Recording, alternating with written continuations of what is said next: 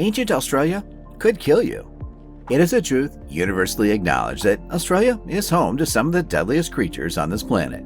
From venomous snakes and spiders to ferocious crocodiles and sharks, the land down under is filled with creatures that just want to end your life. However, if you were to travel back tens of thousands of years to prehistoric Australia, you would find yourself facing a horrifying set of unfamiliar dangers. Every single living creature in this ancient land had the potential to kill you in the most vicious and gruesome ways imaginable. Even some prey animal ancestors that may surprise you. In this video, we'll take a journey back in time to explore why ancient Australia was even deadlier than it is now, and what might happen to humans who encountered these terrifying ancient monsters. First, let's talk about a land-dwelling crocodile. Unlike today's Australian salt and freshwater crocodiles, Quincana was a massive and fearsome crocodilian that lived on land. It shared some similarities with its modern-day relatives, but due to its very odd skull structure, it was placed in the extinct class of Micosukines. Apart from its unusual skull, Quincana also had long and powerful legs that were designed for sprinting on land. This allowed it to chase and tire out its prey, which included mammals, birds, and other reptiles. Its hoof-like toes and flat tail further proved its adaptation to terrestrial life. The ziphidont teeth of Quincana were made to kill and cut up prey rather than just grip and drown them like modern-day croc species. In terms of size, these prehistoric semi-terrestrial land crocodiles were estimated to be around 16 to possibly 23 feet long. At this enormous size, it had no trouble hunting and killing mammals the size of horses. So just imagine, if you were to come face-to-face with a Quincana, it would be game over for you. No matter how fast you ran or how big your spear was, this 7-meter-long crocodile would end your life in seconds. However, even this semi-terrestrial croc that could walk, swim, and had dinosaur-like teeth wasn't safe from other deadly giants. There was also the world's largest land-dwelling lizard that roamed the ancient outback. These Komodo dragon ancestors, known as Megalania, were monstrous creatures that could grow up to 11 to 23 feet long and weigh between 214 to 4,280 pounds, which is way larger than any of the Komodo dragons that we have today. Megalania had razor-sharp teeth, tremendously powerful legs, and sharp claws, which they used to bring down their prey or fend off any attackers. But what made these gigantic lizards even more terrifying is the fact that they may have been venomous. Just like their modern-day relatives, many paleontologists believe that they had a similar hunting strategy as modern Komodo dragons, using their venom to either immobilize their prey or slowly stagger around until it died. Death would have been slow and torturous, with your last moments being spent watching the Megalania amble over to feast on your flesh. There was also another Australian giant lizard called Varanus komodoensis, which grew up to 3 meters long and lived around 4 million to 40,000 years ago. This was also a Komodo dragon-like lizard that also had venomous saliva to kill its prey and had razor-sharp teeth to slice flesh. Encountering a Varanus priscus or Varanus komodoensis would be like facing a mythical dragon, except this one was very real and could kill in the most agonizing way possible.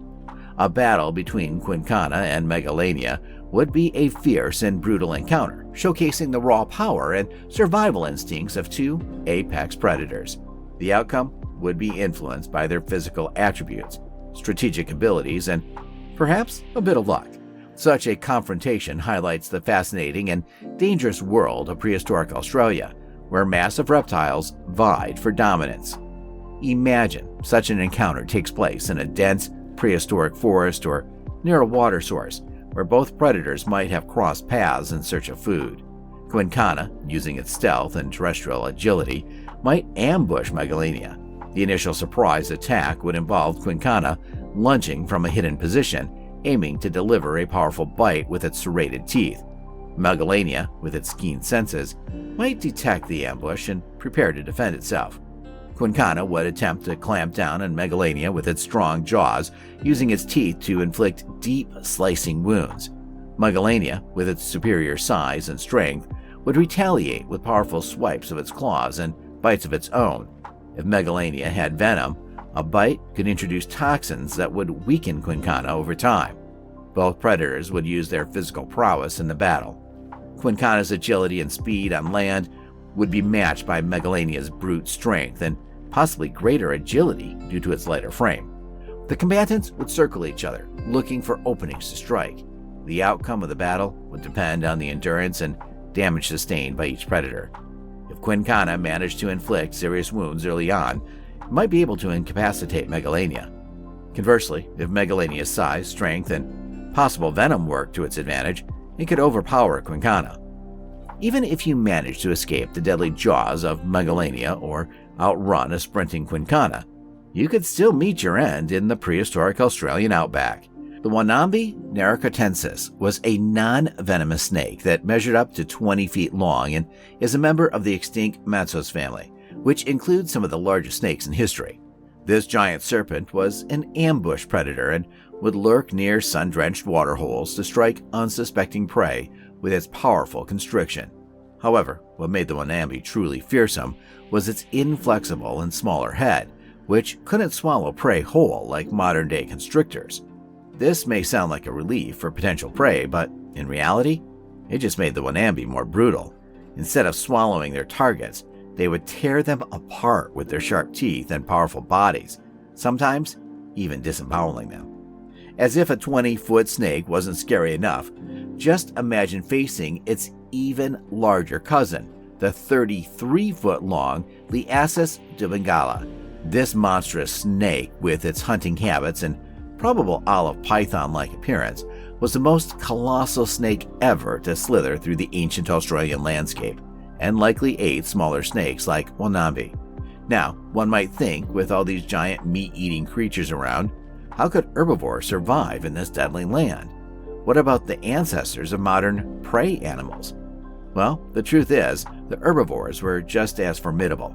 Take the thylacoleo, a marsupial mammal known as the largest mammalian predator to ever roam Australia. This creature had a size comparable to that of a European wild boar, while the largest thylacoleo could rival fully matured female lions and tigers. Despite its feline-like presence, thylacoleo was actually a marsupial, closely related to the modern-day koala. In fact, it's believed that the creature had a smaller brain compared to its size, which actually gave it an advantage in terms of physical strength.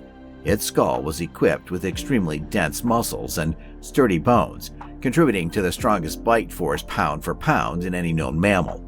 The teeth of this predator, with large incisors and blade-like premolars, were designed for swift, fatal bites. In case its bite didn't do the job, it also had lethal claws and semi-opposable thumbs that allowed for easy maneuvering and precise killing blows. This combination of size, strength, and weaponry made the thylacoleo one of the deadliest predators in Australia's ancient landscape. Another example of an herbivore gone wild is the Diprotodon, an extinct marsupial that was a distant family member of today's wombat. Unlike its smaller modern relative, the Diprotodon was a true giant, measuring about 10 feet in length and standing 7 feet tall at the shoulder, with a weight of up to 6,130 pounds, which is equivalent to a fully grown Asian elephant. Its enormous size not only provided it with unmatched durability, but also made it a formidable opponent for any potential predators. While Diprotodon was a pure herbivore, it still possessed a surprisingly strong bite force of 11,000 newtons at the back molars, which was more than enough to break human bones. So, even though it may have been a gentle giant in nature, encountering this elephant-sized wombat would have been a daunting experience for any early humans in Australia. Sure, it could feed your tribe, if only you managed to kill it first. Apart from the giant land and water-dwelling beasts, prehistoric Australia was also home to some of the largest birds in history, especially the terrifying uniqueness.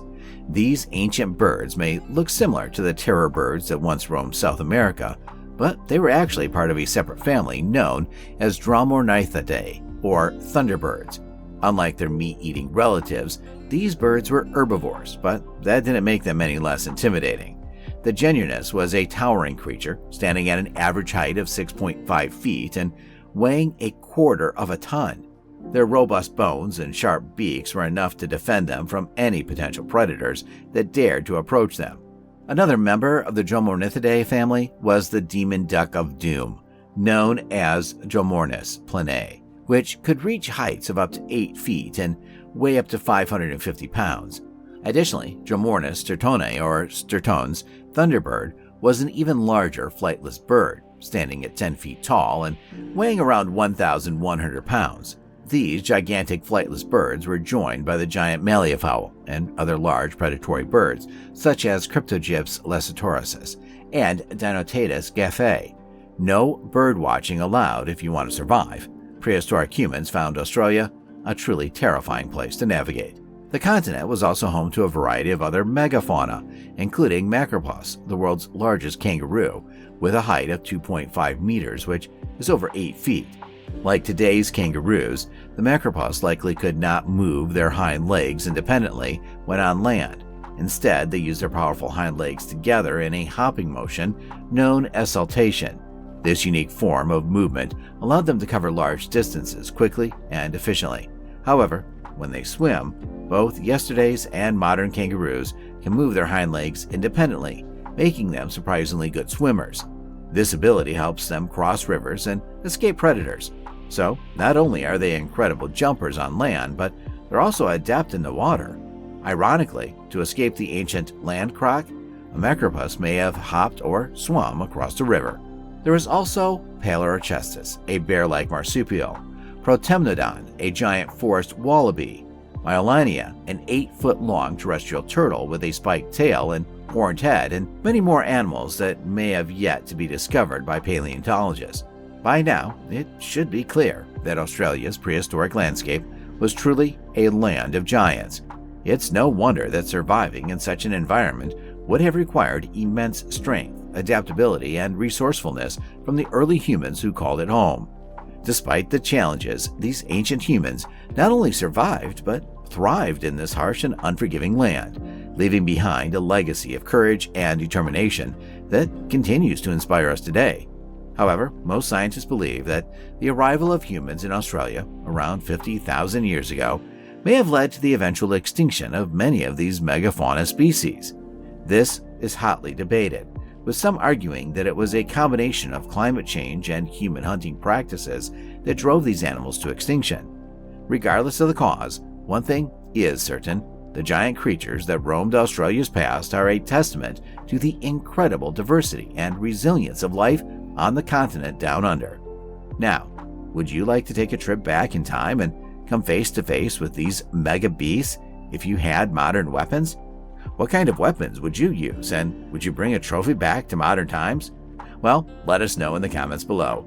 We hope this video has given you a glimpse into the fascinating world of prehistoric Australia and its colossal inhabitants.